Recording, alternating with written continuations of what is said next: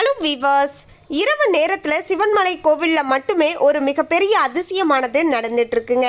இந்த விஷயத்தை கேட்ட மக்கள் அனைவருமே பார்த்தீங்கன்னா அதிர்ச்சியில் இருந்து கொண்டு இருக்காங்க அப்படின்னே சொல்லலாங்க. அது மட்டும் கிடையாதுங்க, நிறைய பக்தர்களுடைய கண்களில் பார்த்தீங்கன்னா இந்த ஒரு விஷயமானது தெரிந்து இருந்ததாகவும் பலருமே ஆச்சரியத்தோடையும் அதிசயத்தோடையும் தெரிவித்து கொண்டார்கள்.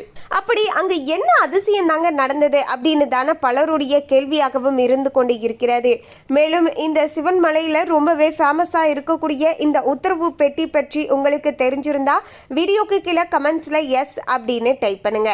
அதோடு முருகப்பெருமான் உங்களுக்கு பிடித்த கடவுளாக இருந்தால் வீடியோவை லைக் பண்ணிட்டு பாருங்க. எத்தனை பேருக்கு முருகப்பெருமான் ஃபேவரட் கடவுள் அப்படிங்கிறதையும் நம்ம தெரிஞ்சுக்கலாம். அதுக்கு முன்னாடி இன்னும் நம்ம சேனலை சப்ஸ்கிரைப் பண்ணல, நான் சப்ஸ்கிரைப் பண்ணிடுங்க. அப்படியே பக்கத்தில் இருக்கக்கூடிய பெல் ஐக்கானையும் பிரஸ் பண்ணிடுங்க. வாங்க வீடியோக்குள்ள போகலாம். சிவன்மலை என்று சொன்ன உடனேயே நம்மில் பெரும்பாலானோருக்கு இங்கு இருக்கக்கூடிய உத்தரவு பெட்டி தான் ஞாபகத்துக்கு வரக்கூடும்.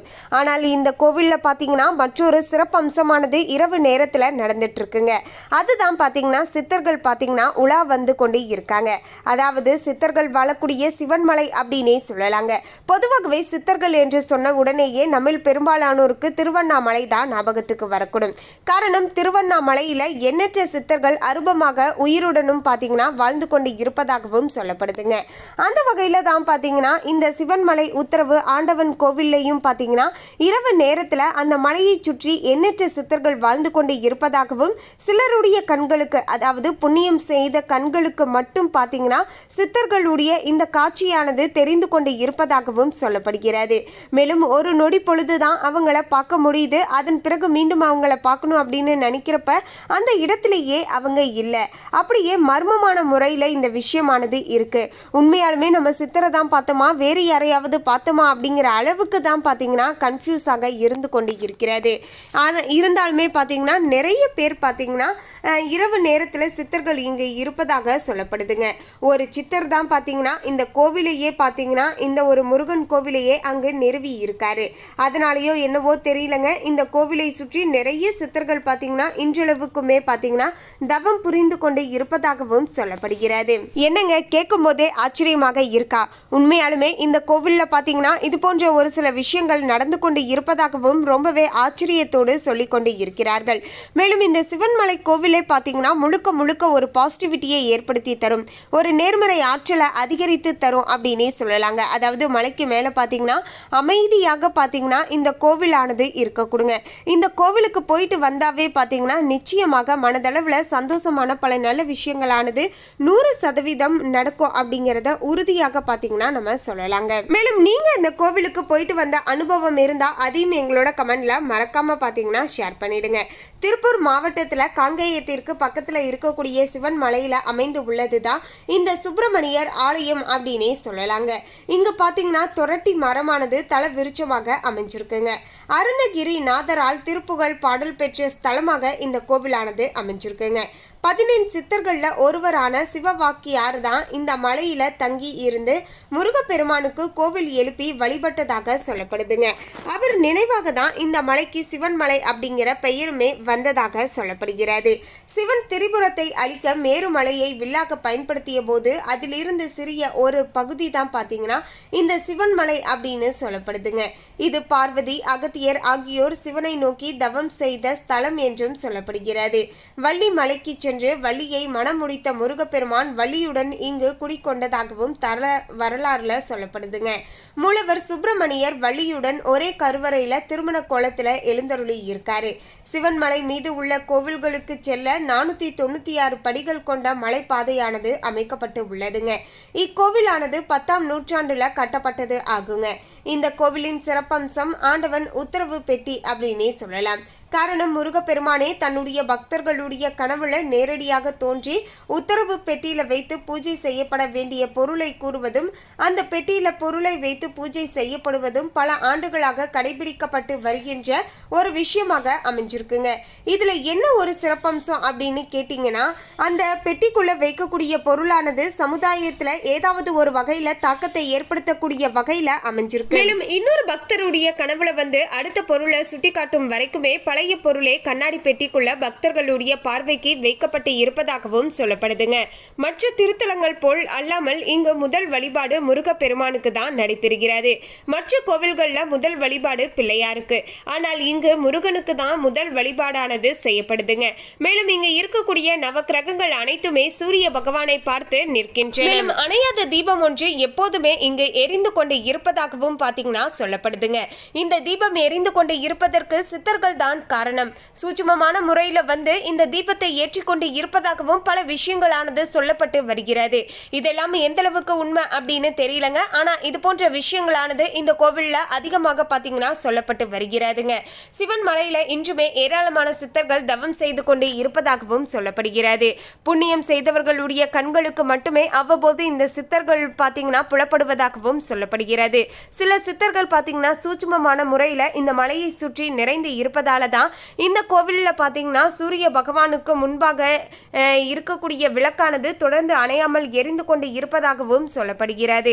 இங்கு தொரட்டி மரமானது தல விருட்சமாகவே அமைஞ்சிருக்குங்க. தொரட்டி என்பது ஒரு வகை மரங்க.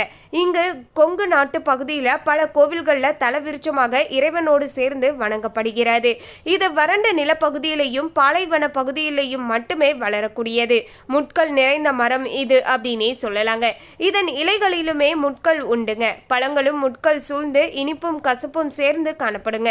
சிவகங்கை மாவட்டத்தில் உள்ள கொலிகுன்றம் கொடுங்க நாதர் கோவிலானது கோயம்புத்தூர் மாவட்டம் புதுர்கோட்டை அருள்மிகு தண்டுமாரியம்மன் கோவில், கோட்டைக்கரை அம்மன் கோவில் ஆகிய இடங்கள்ல பாத்தீங்கன்னா இந்த தொரட்டி மரமே தல விருட்சமாக அமைஞ்சிருக்குங்க.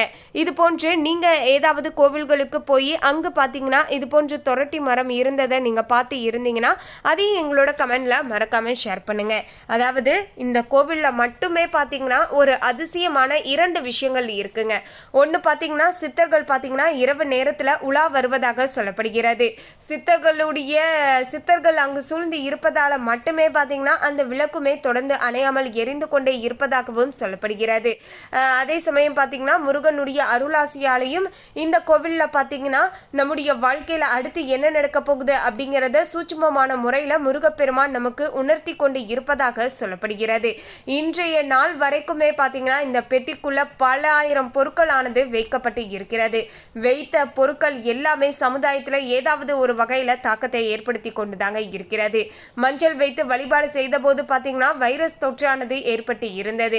அதே போல தண்ணீர் வைத்து வழிபாடு செய்த போது பாத்தீங்கன்னா தண்ணீர் பஞ்சம் வந்தது. இன்னொரு முறை பாத்தீங்கன்னா வெள்ளம் ஏற்பட்டு இருந்தது. சென்னையில ஒரு மிகப்பெரிய அழிவானது நம்ம சந்தித்து இருந்தோங்க. இப்படி ஏகப்பட்ட விஷயங்களானது பாத்தீங்கன்னா இந்த பெட்டிக்குள்ள வைத்த பொருளின் தாக்கமானது நடந்து இருந்துச்சு.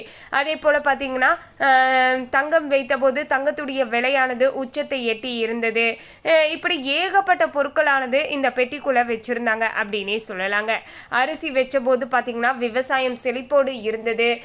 இப்படி ஒவ்வொரு பொருட்களுமே பாத்தீங்கன்னா ஏதாவது ஒரு வகையில தாக்கத்தை ஏற்படுத்தி கொண்டே இருந்தது அப்படின்னே சொல்லலாங்க.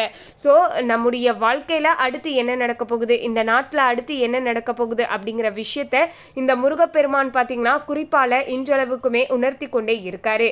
முருகப்பெருமான் கனவில் தோன்றி இந்த பொருட்களை வைக்கணும் அப்படின்னு சொல்றாங்க இல்லையா, அந்த நபர் பாத்தீங்கன்னா கோவிலுக்கு வந்து ஐயர்கிட்ட சொல்லுவாங்க. இவங்க சொல்றது உண்மையா இல்லையா அப்படிங்கிறத கண்டுபிடிப்பதற்கு பூ போட்டு பார்ப்பாங்க. அதுல வந்து கரெக்டா வந்துச்சுன்னா மட்டும்தான் பாத்தீங்கன்னா அவங்க சொன்னது உண்மை அப்படின்னு சொல்லிட்டு அவங்க சொன்ன அந்த பொருட்களை பாத்தீங்கன்னா அந்த பெட்டிக்குள்ள மாற்றி வச்சுட்டு அடுத்த பக்தருடைய கனவுல அடுத்த பொருள் வரைக்குமே பாத்தீங்கன்னா அந்த பெட்டிக்குள்ள அதே பொருள் தாங்க இருக்கக்கூடும். அதன் பிறகு அந்த பக்தருடைய கனவுல வந்து இந்த பொருள் வைங்க அப்படின்னு சொல்லும் போதுதான் அந்த பொருள் பாத்தீங்கன்னா பூஜை செய்து அந்த பெட்டிக்குள்ள வைக்கப்படுங்க. இப்படிப்பட்ட ஒரு வழக்கமானது இந்த கோவில்ல மட்டுமே பாத்தீங்கன்னா அமைஞ்சிருக்கக்கூடிய ஒரு அதிசயமாகவே அமைஞ்சிருக்குங்க. மேலும் பொதுவாகவே பாத்தீங்கன்னா திருவண்ணாமலை கோவில்ல பாத்தீங்கன்னா நிறைய சித்தர்கள் பாத்தீங்கன்னா வலம் வந்து கொண்டு தாங்க இருக்காங்க அப்படிங்கிற விஷயத்த நம்ம கேள்விப்பட்டு இருப்போம். கிரிவலம் போகக்கூடிய பாதையில பாத்தீங்கன்னா ஒரு சிலர் பார்த்துமே இருந்திருப்போம். நம்முடைய சேனல்ல கூட நம்ம வீடியோவா போட்டிருப்போங்க. ஆனா இப்படிப்பட்ட இந்த ஒரு விஷயம் பாத்தீங்கன்னா இந்த சிவன் மலையிலேயே வழிபாடுகளையும் தற்போது நடப்பதாகவே சொல்லப்படுதுங்க.